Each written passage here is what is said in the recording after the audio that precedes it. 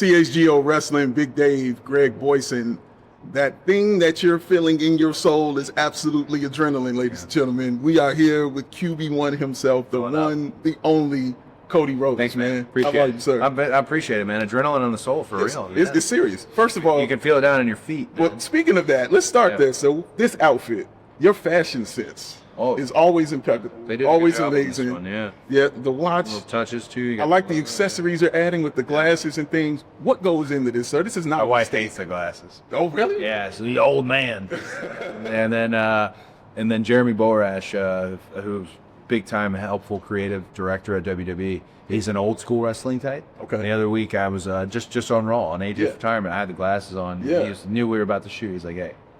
Get them out of here. Get them out of here, and I thought, man, I love that old school mindset. You know what I'm saying? But he's right, like it's different vibe. But I dig it. But the suspenders, you bring so many different. Yeah, I got them, and then I started kind of getting special ones too. See, these get a little touch on them. No games being played with you, sir. I want people, when they think wrestler, to have maybe a different idea than like a Macho Man Randy Savage, or and it's just an evolved game. And I feel also I'm often out. We're talking about what we do, and it's helped. Yeah. It went from being something that I felt was very performative. There's a vibe about walking in and seeing like Ilya. Ilya's always dressed very nice now, and he's got a double-breasted suit, like Punk on ESPN yesterday. I didn't even hear what he was saying. So the gray little suit on. Yeah, I'm like, okay, we're evolving. And listen, not everybody has to wear a suit. Trick Williams is out there just in a fur coat. It's just a matter of, if the industry is going to grow, and Nick Khan's WWE has become so big. Yeah.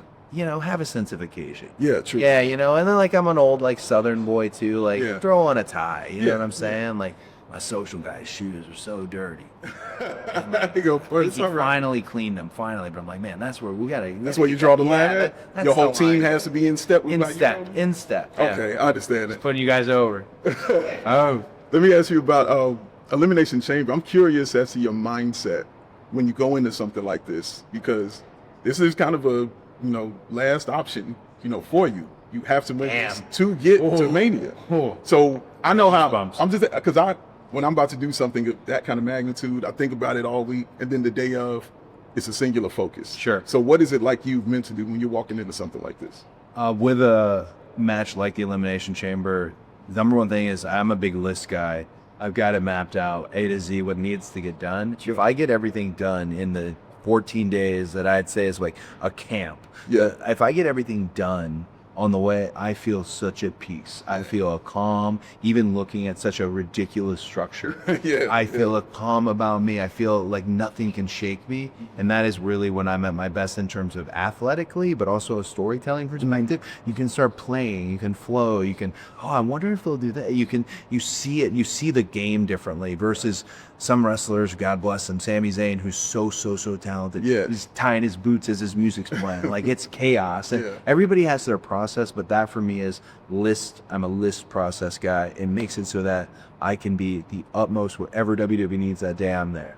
You need this meet and greet 5 minutes before my music hits? Absolutely. Glad to do it. Yeah. Just calm, and I learned that from John. I mean, Cena was the unshakable. Yeah. Even if, like, you're shaking a little bit, you're unshakable. But that is very, very helpful for me. I'll tell you though, with the Chamber, there's a behind-the-scenes video that's circulating of Triple H and those guys seeing it for the first time for the first one. I don't think wrestling fans know, unless they've seen it up close, how poorly designed and kind of dumb, violent that match could be. Like, the chain is literal chain, so it's not like, you're going into it Crockett style where it's bouncing and all that. So there's a lot of fears of that for me, and I'm not very familiar. I've only ever been in one before. That's correct. So a lot of, you'll see in the van, a lot of looking around on stuff I don't want to get hurt on. Right? Stuff I don't. I think I got it down. I also am one of those weirdos that when I get in there, I'm like, can't hit me hard enough. But it's a very unique. I think Triple H loves and hates it. Because he doesn't have to wrestle it anymore, but also like that thing is just, it hurts. Massive. Yeah. All of it hurts. Yeah, it looks so like it. Every one of those guys, I'm like Javon tasting the steel for the first time. Yeah. I'm looking forward to that. It's true.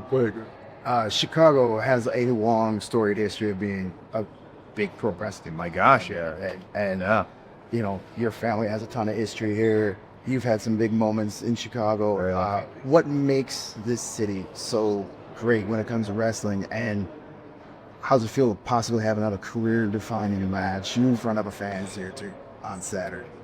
I kind of want to know too, because I feel like Chicago, I know Philly like the back of my hand, right? I know New York pretty well, and like specifically, I know the South and the Bible Belt. Like Chicago is this unique combination, like you can't call it. I was thinking, oh man, I might have a little bit of an away game in the United Center, right? Yeah. But then I was thinking, I wrestled here with a torn pec. I'm the original All In. I did like, again, career defining. I think there's something about it that makes every wrestler want to jump a little bit higher, move a little bit quicker. It's not that you don't do that everywhere else, but I actually don't know what makes it so special. But here's how I know it's special. It's this guy right behind us is Punk. Everyone's got a hometown. Yeah, of course. This hometown treats him like the royalty. Like he's the one male born every 100 years or something. You know what I'm saying? Like Yeah. I've never. It's amazing. We love our own, bro. Yes, Yeah. and I think like that's a prime example of whatever it is. Yeah. You do it differently than others. I have multiple hometowns because I love it, but that's a good indication of the blood is different in Chicago, and the loyalty is different. You're forged by the cold a little bit, but also there's just a grit to it. I mean, the city that burned down, and whole. Yeah. I'm actually getting ready to go check out some stuff. I've never been Wow. very much around downtown, so I get to go check out some things. First time seeing the statue, maybe? The arch. I saw the statue, and they're trying to take the picture by the statue, and you look at the stuff on there. Yeah. That's great. Oh, we know. That's great. We don't have that in those. Dude. Yeah, no. Maybe that's what it is. Is you guys accept nothing less. Correct. It's greatness Correct. or a bust. Correct. Some cities are like, no, we're good. Yeah. We're good. Winning season. Yeah. Right? It's greatness or bust. And I think that's maybe what makes Chicago so special.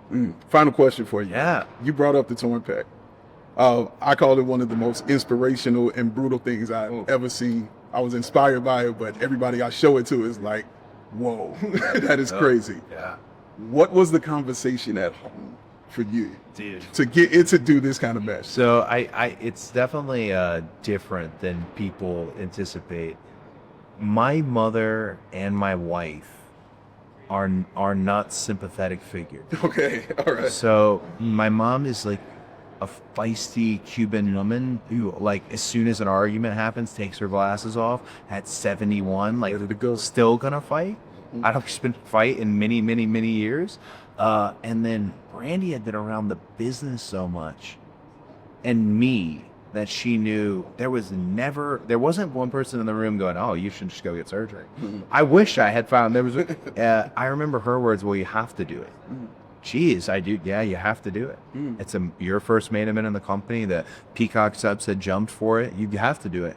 And my mom just thought it was another day at the office. And I thought, like, well, that's a unique family, you know, like that's same with my sister. My sister deal, she more knew I would not allow myself to not do.